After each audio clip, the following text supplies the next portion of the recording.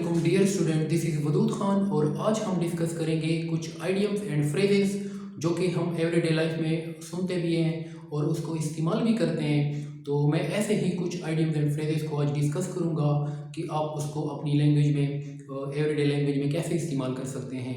इससे आपको दो फ़ायदे होंगे, एक जो आपकी रिटन इंग्लिश होगी वो भी बेहतर होगी और इसके साथ आपकी जो स्पोकन इंग्लिश होगी वो भी बेहतर होगी। चाहे आप किसी भी एग्ज़ाम की तैयारी कर रहे हो तो आइडियम्स एंड फ्रेजेस जो है ना, ग्रामर का और रिटन एक्सप्रेशन का और स्पोकन इंग्लिश का एक बहुत ही इंपॉर्टेंट हिस्सा है। तो आइए चलते हैं, कुछ आइडियम मैंने और फ्रेजेस मैंने उठाए हैं, इनको ज़रा डिस्कस करते हैं। सबसे पहला हमारे पास है a piece of cake. A piece of cake का मतलब होता है कोई भी चीज़ जो बहुत ही आसान हो, ठीक है। मीनिंग इसका क्या है? Something that is very easy to do, यानी कोई भी चीज़ जो करने के लिए बहुत ही आसान हो तो उसको हम क्या कहते हैं? A piece of cake. For example, आप इसको अपनी लैंग्वेज में कैसे इस्तेमाल करते हैं? The main problem was a piece of cake for him, यानी कि मेन का जो सवाल था वो उसके लिए एक पीस ऑफ केक था, मतलब उसके लिए बहुत आसान था, ठीक है। तो इस को आप इस तरह से इस्तेमाल कर सकते हो। दूसरा है हमारे पास बीट अराउंड द बुश। अच्छा, तो बीट अराउंड द बुश आपने भी सुना होगा। इसका मतलब क्या होता है? इसका मतलब होता है to avoid talking about the main topic, यानी असल गुफ्तगू करने की बजाय इधर उधर की फजूल बातें करना। इसको हम क्या कहते हैं? Beat around the Bush.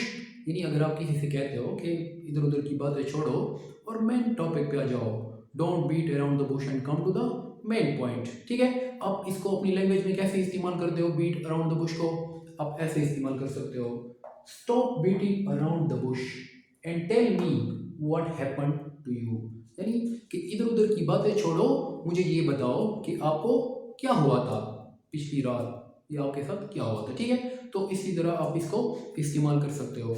तीसरा है हमारे pass through thick and thin. Through thick and thin का मतलब होता है अच्छे और बुरे हालात दोनों में, ठीक है, यानी in both good and bad times, ठीक है।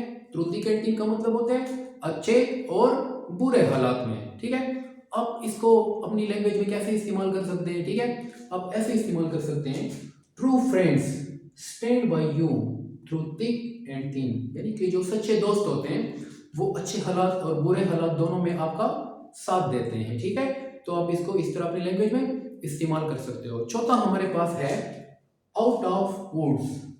आउट ऑफ वुड्स का मतलब होता है फ्री फ्रॉम डिफिकल्टीज, यानी खतरात से बाहर होना, खतरे से बाहर होना। तो आप इसको अपनी लैंग्वेज में कैसे इस्तेमाल कर सकते हो? मैंने एक एग्जांपल लिखा है, the patient is not out of the woods yet we need to monitor him closely, यानी कि जो मरीज है वो अभी तक खतरे से बाहर नहीं है, हमें उसको क्लोजली मॉनिटर करना चाहिए। तो ये थे कुछ आइडियम्स एंड फ्रेजेस जो कि मैं समझता हूँ कि आपकी एवरीडे लाइफ में मदद करेंगे। अगर आपको ये वीडियो पसंद आती है तो काइंडली मेरे चैनल को ज़रूर सब्सक्राइब कीजिएगा, इस वीडियो को भी लाइक कीजिएगा और इस तरह की मज़ीद वीडियोज़ देखने के लिए मेरे चैनल को विजिट कीजिएगा। That is all for today, see you next time.